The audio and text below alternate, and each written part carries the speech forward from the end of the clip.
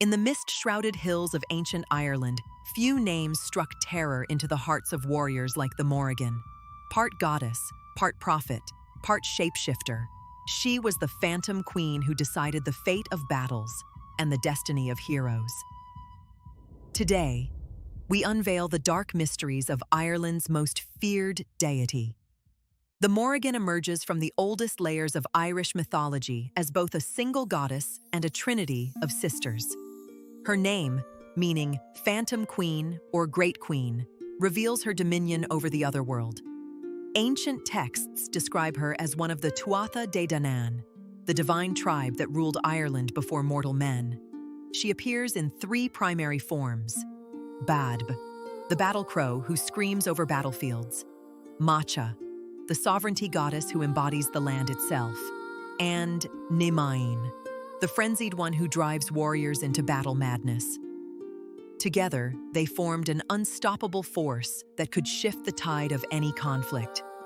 Born from the primal forces of creation, the Morrigan represented the harsh realities of existence, death, transformation, and rebirth. She was neither purely evil nor good, but rather the embodiment of natural law itself, reminding mortals that all things must pass, all kingdoms must fall, and from every ending comes a new beginning. The Morrigan's powers transcended mortal understanding. As a shapeshifter supreme, she could transform into any creature at will. Most famously, the hooded crow, or raven, circling battlefields to claim the souls of the fallen. Warriors learned to fear the harsh cry of corvids, knowing the Morrigan watched their every move. Her dominion extended far beyond warfare. She was a goddess of fate and prophecy, appearing to heroes at crossroads to deliver cryptic warnings or seal their doom. The Morrigan could see all possible futures, weaving destiny like thread on a cosmic loom. Sovereignty flowed through her very essence. She represented the sacred marriage between ruler and land, appearing to test kings and determine their worthiness. Those who proved themselves might gain her blessing and ensure their kingdom's prosperity. Those who failed faced exile, madness, or death. The Morrigan also commanded the battlefield itself. She could inspire berserker fury in warriors or drain their courage with a glance. Rivers would run red at her command, and the earth would split to swallow armies whole.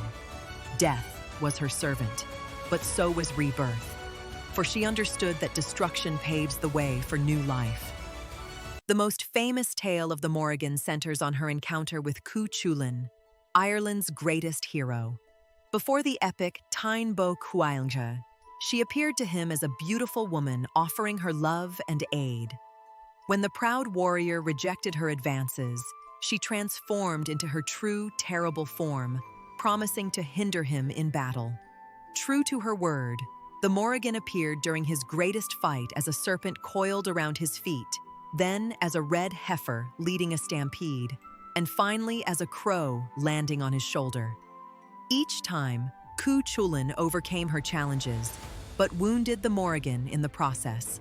Later, she appeared as an old woman tending cattle, and the hero, not recognizing her, offered her water and blessed her wounds, unknowingly healing his divine tormentor. In another legend, the Morrigan appeared to the Dagda, the good god of the Tuatha De Danann, washing herself in the river Unius before the second battle of Mag Tuiread. Their union ensured victory for the divine tribe against their enemies, the Fomorians. She fought in the battle itself, her war cry splitting the sky and striking fear into the hearts of their foes.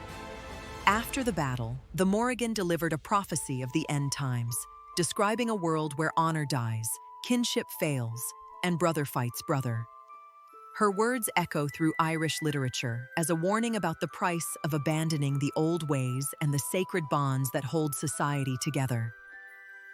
Ancient Irish warriors honored the Morrigan through ritual and reverence before battle.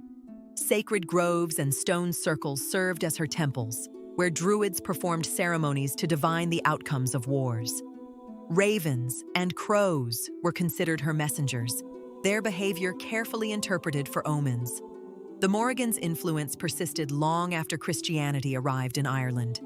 She evolved into folklore figures like the Banshee, whose wails foretold death, and the Washer at the Ford, who appeared before battles cleaning bloodied armor. Today, the Morrigan experiences a powerful revival in modern Celtic spirituality. Neo-pagans honor her as a goddess of transformation and personal sovereignty, finding strength in her message that we must face life's harsh realities to achieve true growth and wisdom. The Morrigan remains one of mythology's most complex deities, neither purely destructive nor nurturing, but embodying the eternal cycle of death and rebirth that governs all existence. Her legacy reminds us that true strength comes not from avoiding life's battles, but from facing them with courage and wisdom. In every raven's call, her ancient voice still echoes across the Irish landscape.